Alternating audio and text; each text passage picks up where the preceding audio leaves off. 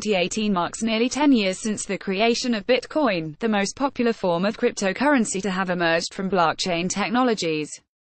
While terms like Bitcoin, cryptocurrency, and blockchain were once found only in niche cyberpunk communities, the meteoric rise of Bitcoin in the past year, worth less than $1,000 at the beginning of 2017 but topping out at nearly $20,000 by the end of December, has led to not only mainstream fervor surrounding the provocative new form of currency, but also legitimate interest from businesses and investors.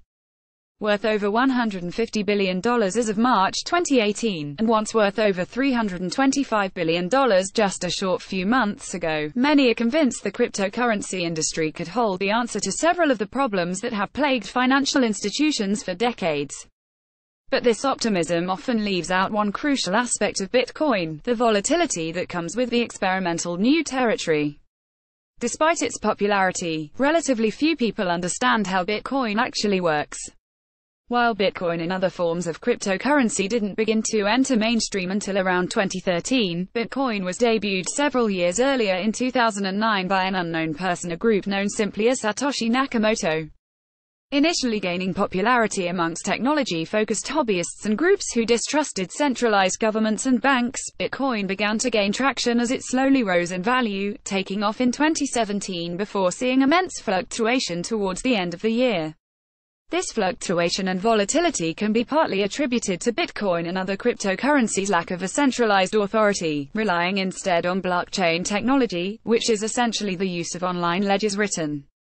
upon by multiple parties, referred to as miners, to record each and every transaction ever created, in order to keep track of the who, when, and how of each cryptocurrency transaction. When partnered with cryptography, which can be used to create unique digital keys for each individual Bitcoin to secure its authenticity, blockchain has the ability to create a peer-to-peer system in which authority is decentralized, users can remain anonymous, and the authenticity of each piece of cryptocurrency can be secured.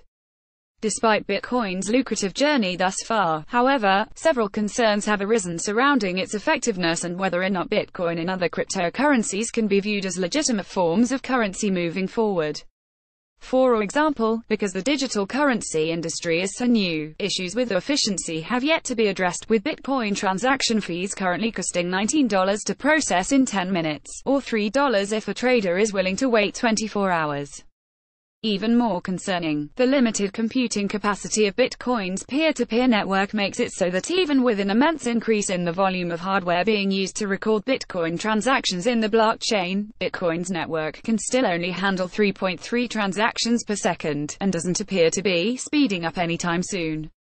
When compared to mega-currency organizations such as Visa, which can process 3,674 transactions per second, it has become apparent that it is the very peer-to-peer nature that Bitcoin was founded upon that is beginning to create barriers to scaling the currency.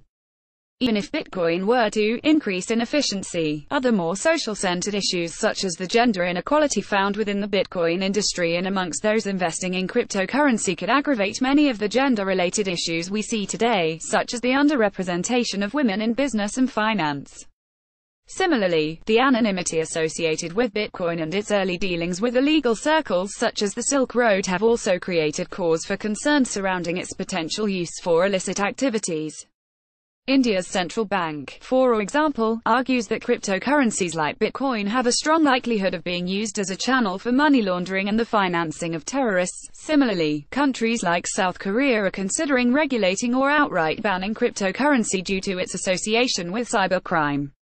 In most Western nations, however, countries like the United States and the United Kingdom are showing more concern towards the potential bubble-like nature of Bitcoin that is showing signs of bursting in the near future, and unlike other financial bubbles in the past, Bitcoin doesn't have a central authority to protect investors. And perhaps one of the biggest concerns countries and investors alike have with Bitcoin is its speculative nature. Not backed by real-world assets such as gold nor protected by any central authority or regulations, Bitcoin's rising value has been based largely on hype, word of mouth and speculation. Speculative investors, having seen the continuous rise and fall of the currency in a short span of time, have taken this opportunity to buy significant amounts of the volatile currency. Meanwhile, early backers have continued to sit on their Bitcoins in hopes of selling it for a higher price later, and the high Demand and short supply of the cryptocurrency has not only reinforced the inflation of prices, but also slowed down the miners' ability to mine new bitcoins, meaning that while demand continues to rise, the supply of Bitcoin is slowly coming to a halt, and the Bitcoin industry may eventually crash due to pressure. In the end, while Bitcoin itself is rife with issues surrounding its experimental nature, the blockchain technology and cryptography behind it poses several potential opportunities in both the finance and technology sectors. With cryptography, for example, banks and other financial organizations can look into protecting the authenticity of people's transactions and bank accounts more securely, and with the blockchain, nearly all industries can use the new technology in innovative ways, from supply chain management to quality assurance to smart contracts and even voting.